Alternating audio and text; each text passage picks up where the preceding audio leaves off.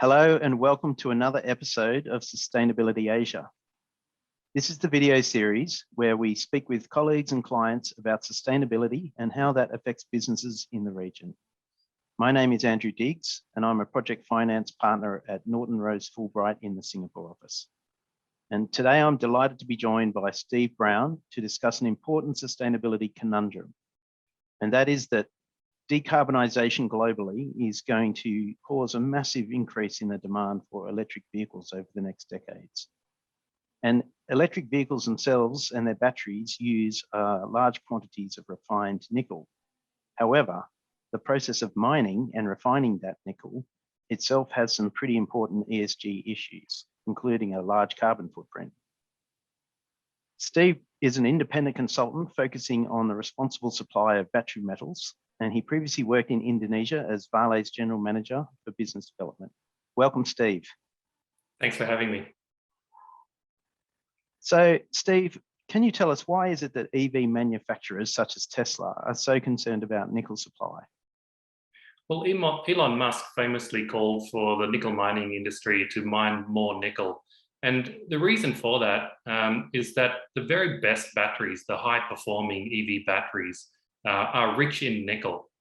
So there are other types of batteries for mid-level cars, such as the LFP batteries, and they don't contain any nickel, but the very best ones are predominantly nickel in the cathode. So this means that as we transition to EVs, there's going to be an exponential increase in the demand for nickel.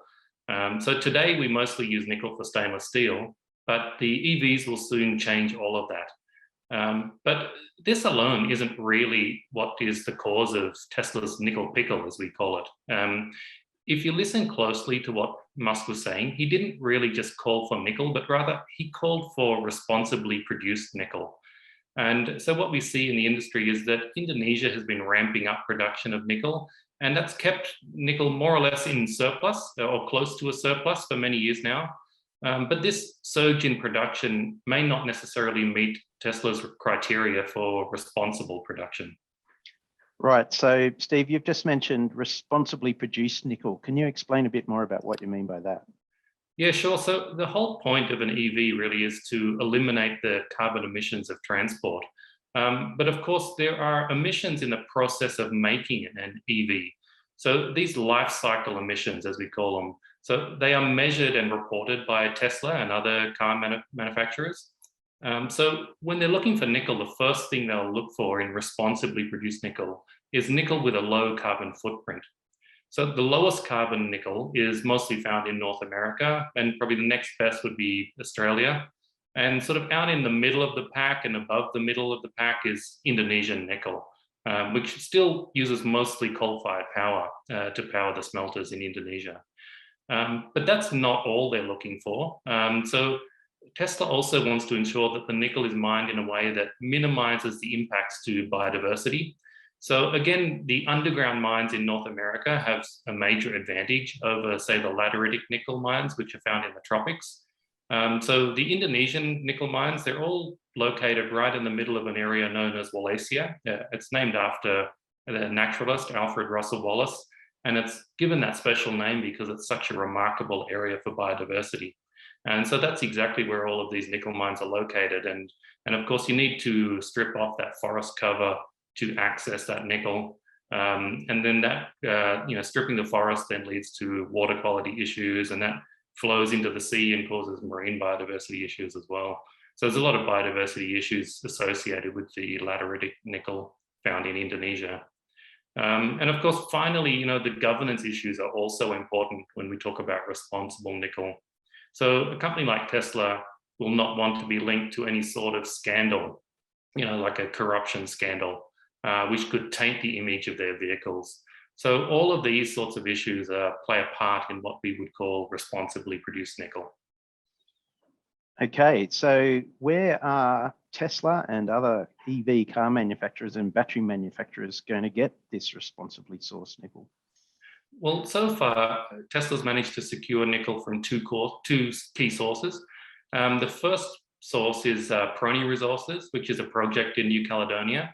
And the second one that they've secured is the BHP Nickel West operation in Australia. So both of these mines have a relatively low carbon footprint.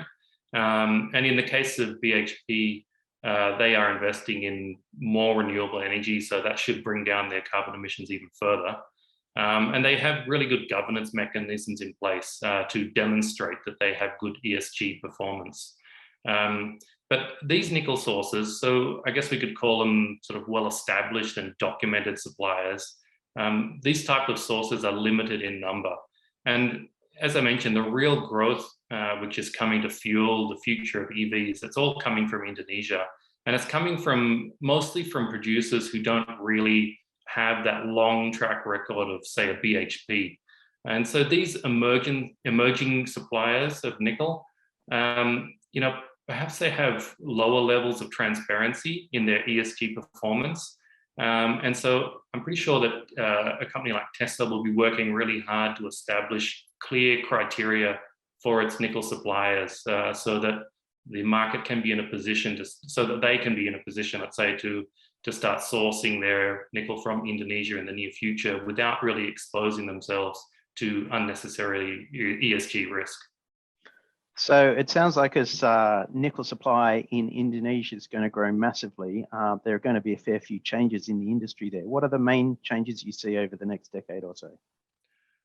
I think larger nickel or larger mining companies, they're already doing a lot of public reporting of their ESG performance, but the smaller miners, really don't have the stakeholder pressure to do this yet. But I think that's going to be a big change coming really quickly in the next few years. I think the Indonesian nickel producers will need to publicly disclose all of their carbon emissions. They'll need to disclose their waste disposal practices, and they'll have to disclose all of their rehabilitation records. And then I think once things are out in the open, we'll see a lot of limitations on the sale of metals that have bad ESG performance. And this will drive significant improvements in the industry.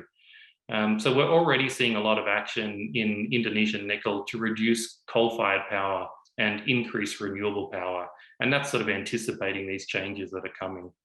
So I think at the end of the day, Indonesia will remain the main source of growth in nickel, even after accounting for all the investments needed to improve ESG performance. I think the Indonesian projects remain the most economically attractive projects in the nickel world, and they'll improve their performance over time and continue to supply nickel to the world and meet the demand for EVs, which is growing rapidly now. All right, well, thanks a lot, Steve, for these great insights into what's a tricky sustainability issue. Thanks a lot. And I hope you can all join us next week for another episode of Sustainability Asia.